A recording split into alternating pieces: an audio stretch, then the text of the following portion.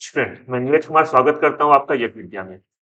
यज्ञ विद्या नैन श्री नेशनल इंटरनेशनल न्यूज एनालिसिस के तहत जो है पिछले कुछ दिनों से आप लोग के लिए डेली न्यूज इवेंट लेके आता है। पिछले कुछ दिनों में कोई भी महत्वपूर्ण घटना चाहे राष्ट्रीय हो या अंतर्राष्ट्रीय हो, वो आप लोगों के सामने लाने का प्रयास किया जा रहा है यज्ञ विद्या की तरफ से। उसी क्रम में आज देखते हैं क्या क्या महत्वपूर्ण घटनाक्रम घटा है पिछले 24 घंटों में 48 घंटों में। ये शुरुआत करते हैं। जैसा कि मैंने पहले भी बताया कि ये जो सेशन हमारा होता है ये बहुत संक्षिप्त में होता है, बिल्कुल एक्सप्रेस की तरह चलता है। 8 से 10 मिनट आपका समय लिया जाता है। उद्देश्य एकमात्र उद्देश्य ये होता है कि आप लोग इस वीडियो को पूरा देखिए, क्योंकि सिर्फ 8 या 10 मिनट में जितना भी महत्वपूर्ण इवेंट है पिछले 24 घंटों में जो बीता है, वो आप लोग उससे रूबरू हो सकेंगे। तो आइए शुरुआत करते हैं। देखिए G20 देशों का जो है और कुछ सहयोगी देशों, आमंत्रित देश जो है, उन लोगों के पीठासीन अधिकारियों का सम्मेलन कल दिल्ली में हुआ है। इसे P20 कहा जाता है। आप लोग हिंदी में सुनते होंगे P20। P20 से बहुत परेशान होते हैं कि G20 तो समझ में आता है, ये P20 क्या है? तो संक्षेप में बताता हूँ। जैसे भारत में संसद होती है, उसी तरह हर देश में अपना एक संसदीय व्यवस्था होता है। वहां के संसदीय हेड जो होते हैं उनका एक बैठक हुआ है भारत में।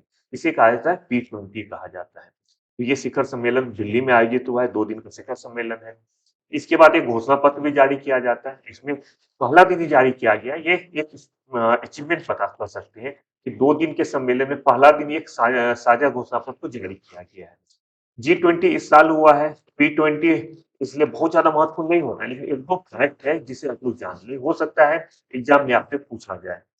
कुछ कुछ फैक्ट मैं बता रहा हूँ कि खासकर अगर आप आईएएस के एग्जाम को हटा दे तो जितना भी state service exam, SSC exam होता है या और दूसरे एग्जाम होते हैं, उसमें ये चीज पूछा जा सकता है। जैसे ये पूछा जा सकता है कि इसमें ये जो है कौन सा सम्मेलन था, तो ये 9वां सम्मेलन था।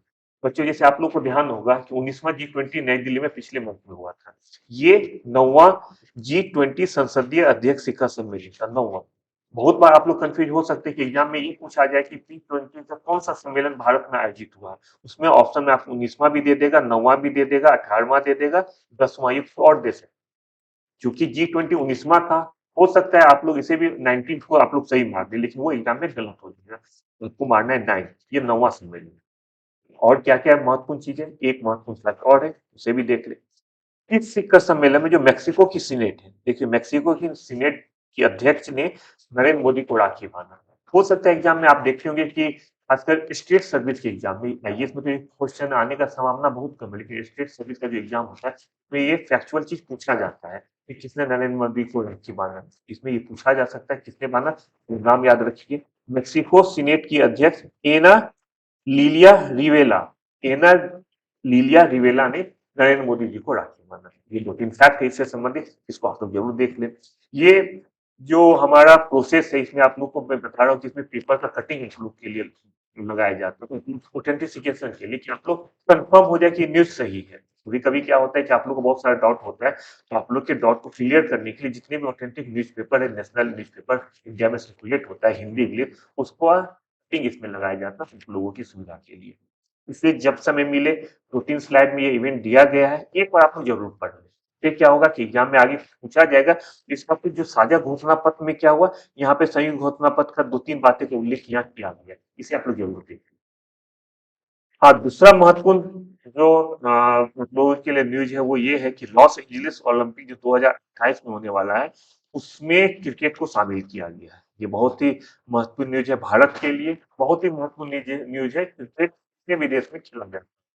इससे पहले भी आप लोगों को शायद पता होगा नहीं होगा, लेकिन इससे पहले भी ओलंपिक में क्रिकेट आया है। कब आया है लोग कमेंट करके नहीं आता होगा तो मैं आपको फिर बता दूंगा कि उन्हें 2028 से पहले किस ओलंपिक गेम में अंतिम बार क्रिकेट शामिल हुआ था। आप लोग कमेंट करके मुझे जरूर बताएं।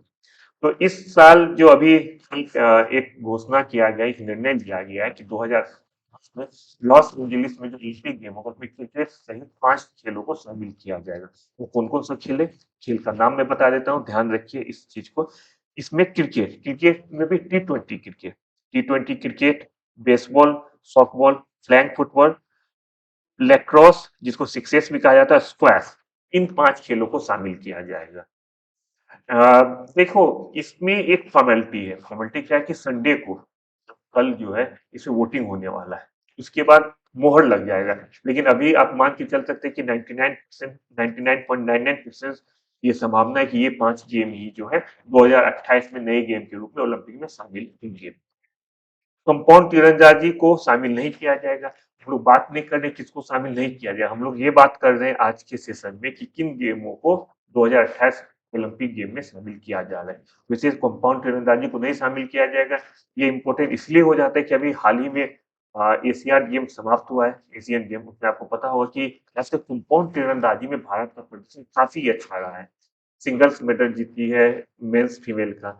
इसके अलावा भी काफी गोल्ड मेडल जीता है कंपाउंड तीरंदाजी। तो इसीलिए ये शामिल अगर नहीं हो रहा है तो भारत के लिए रियली एक बहुत बड़ा झटका।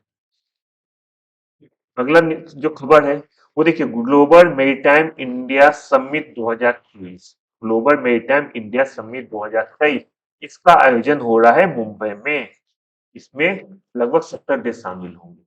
ठीक है, इसको जरूर ध्यान रखिए क्योंकि पूछा जाता है कि ग्लोबल हमेशा कोई समिट होता है तो हमेशा उसका प्लेस पूछा जाता है कि वो समिट कहाँ हुआ। तो ये समिट हुआ है, ग्लोबल मेरीटाइम इंडिया समिट हुआ है, मुंबई में होने वाला है।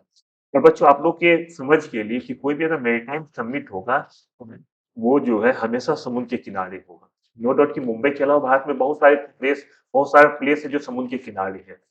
तो आप लोग को ध्यान रखने के लिए एग्जाम में ऑप्शन अगर मुंबई और दिल्ली होगा तो आप लोग आराम से समझ सकते हैं कि दिल्ली जो है समुद्र के किनारे नहीं है, इसलिए वहां पे मेरीटाइम इंडिया समिट होने का संभावना नहीं है। हमेशा ये समुद्र के किनारे वाले स्थल पे होते हैं। ये 17 से 19 अक्टूबर होने वाला है मुंबई में।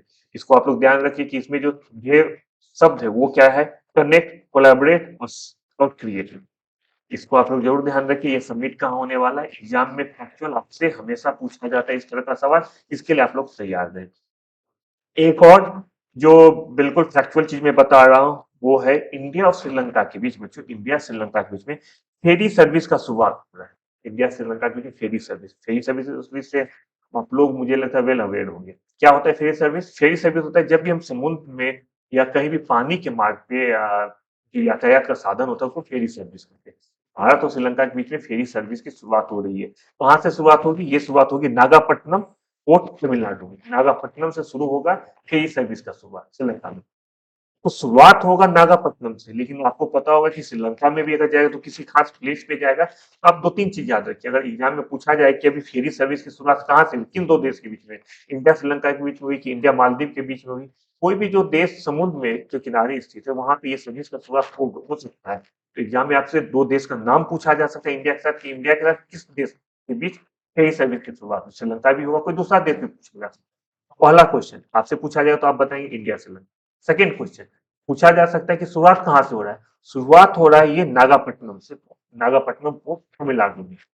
तीसरा क्वेश्चन आपसे पूछा जा सकता है कि किस प्लेस, इंडिया का कौन सा प्लेस है, श्रीलंका का कौन सा प्लेस है। उसमें आपको स्पेसिफिक दो प्लेस आपको याद रखना होगा। कौन सा प्लेस है? ये प्लेस है नागापट्टनम, इंडिया में नागापट्टनम, क्योंकि मैंने बता दिया तमिलनाडु में।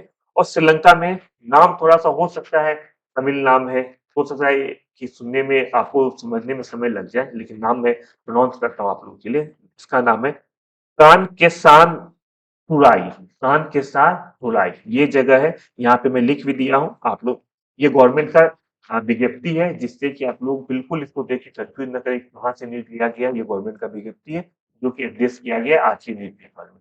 तो इसमें दो तीन चीजें आप लोग समझिए क्या क्या पूछा जा सकता है। एक महत्वपूर्ण रिपोर्ट आया है बच्चों, ये महत्वपूर्ण रिपोर्ट जो है ब्रिटेन का लिट्स यूनिवर्सिटी है, उसने 1997 से 2001 के बीच में अटलांटिका ग्लेशियर के बारे में अवलोकन किया और उन्होंने एक शोध पत्र जारी किया है। हमें क्या क्या बताया गया, उसमें कुछ महत्वपूर्ण बातें बताई गई। चिंता का विषय है, इन्वायरमेंट से रिलेटेड ये मुद्दा है, इसीलिए बहुत ही महत्वपूर्ण हो जाता है। तो उसमें क्या क्या बातें बताई गई है, जो महत्वपूर्ण बातें हैं उसको आप लोग देख लीजिए। इसमें बताया गया कि 75 लाख मीट्रिक टन बर्फ पिघलकर महासागरों में सिमा गया है। किस बीच में 1997 से लेकर 2001 के बीच में 75 लाख मीट्रिक टन बर्फ पिघलकर समुद्र में सिमा गया है। और क्या क्या बातें हैं इस जगह, आपको सारा चार तीन फैक्ट दिया गया है, इसे आप जरूर देख लें। बहुत ही महत्वपूर्ण चीज है एग्जाम में। इन्वायरमेंट आज के समय में कोई भी एग्जाम होता है वहाँ पे इकोलॉजी और एनवायरनमेंट बहुत ही इंपॉर्टेंट रोल प्ले करता है। इसे आप लोग अच्छे से देख लें, वीडियो को दोबारा जरूर देखिए। 2-3 खेल का न्यूज़ है। उसमें पहला न्यूज़ है कि नीरज चोपड़ा को एथलीट ऑफ द ईयर के 10 दावेदार के रूप में शामिल किया गया। मतलब टोटल 11 नॉमिनेशन हुआ है एथलीट ऑफ द ईयर के लिए, उसमें नीरज चोपड़ा को भी नॉमिनेट किया गया। इसका घोषणा होगा 11 दिसंबर को। हम लोग को 11 दिसंबर तक का इंतजार करना होगा। उससे पहले भी 5 का शॉर्टलिस्ट होगा, 11 दिसंबर को फाइनल नाम का घोषणा किया जाएगा। तो नीरज चोपड़ा को सम्मान मिला है, 5 नॉमिनेशन मिला है, ये भी काफी बड़ा अचीवमेंट है। डगलस डगलस को मिलेगा सत्यजीत रे लाइफटाइम अचीवमेंट अवार्ड मिलेगा। ये डगलस कौन है? माइकल डगलस है। माइकल डगलस को जो भारत में फिल्म अंतर्राष्ट्रीय फिल्म महोत्सव होता है बीच में, सत्यजीत रे अंतर्राष्ट्रीय लाइफ टाइम अचीवमेंट पुरस्कार से नवाजा जाएगा। इस चीज को जरूर ध्यान रखिए। Michael Douglas. आज का जो लास्ट न्यूज है वो सुमन गिल से संबंधित है। सुमन गिल आप आजकल आप लोगों सबके ये हीरो बन चुके हैं। तो सुमन गिल को आईसीसी ने भी रिकॉग्निशन मिला, आईसीसी की तरफ से भी रिकॉग्निशन मिला। क्या रिकॉग्निशन मिला है? प्लेयर ऑफ द मंथ, जो सितंबर मंथ का प्लेयर ऑफ द मंथ है, उससे नवाजा गया है सुमन गिल को। ये आईसीसी द्वारा हर मंथ एक पुरुष क्रिकेटर एक महिला क्रिकेटर को प्लेयर ऑफ द मंथ के अवार्ड से नवाजा जाता है। सितंबर मंथ का अवार्ड जो मिला है वो मिला है सुमन गिल। तो ये आज का सारा न्यूज था आप लोगों के लिए, जो पिछले 24 से 48 घंटे के बीच में हुआ है। आप लोग जितने बच्चे हैं वो यूट्यूब चैनल को सब्सक्राइब कीजिए, जो नहीं है उसको जोड़े। देखिए बहुत ही संक्षिप्त न्यूज मैं आप लोगों के लिए लेके आता हूँ, सिर्फ और सिर्फ वो न्यूज लेके आता हूँ जो आप लोग को जानना चाहिए, जो राजनीति से पड़े हैं। के लिए अलग सेगमेंट होता है, उसके लिए अलग सेशन हो सकता है। ये जो न्यूज है ये एक ऐसा न्यूज है कि अगर आप पढ़ने वाले, अगर आप कॉम्पिटिटिव एग्जाम की तैयारी करते हैं, आपके लिए भी उतना ही फायदेमंद है जितना कि कोई होम मेकर है, ये घर में दादा नाना है, सबके लिए उतना ही महत्वपूर्ण है। क्योंकि इसमें सिर्फ 8 से 10 मिनट में आप लोग 24 से 28 घंटे के बीच में जितनी महत्वपूर्ण न्यूज घटा है भारत के बीच में, उससे आप लोग रूबरू हो जाते हैं। आप लोग यूट्यूब को ज्यादा से ज्यादा सब्सक्राइब कीजिए, शेयर कीजिए फैमिली फ्रेंड को, और देखते रहिए। कोई भी कंफ्यूजन हो हमारे सोशल नेटवर्किंग साइट से जुड़े, कमेंट करें आप लोग को क्या चाहिए। बहुत जल्दी मिलते हैं नए वीडियो के साथ, तब तक अपना बहुत अच्छे से ख्याल रखिए। Bye bye.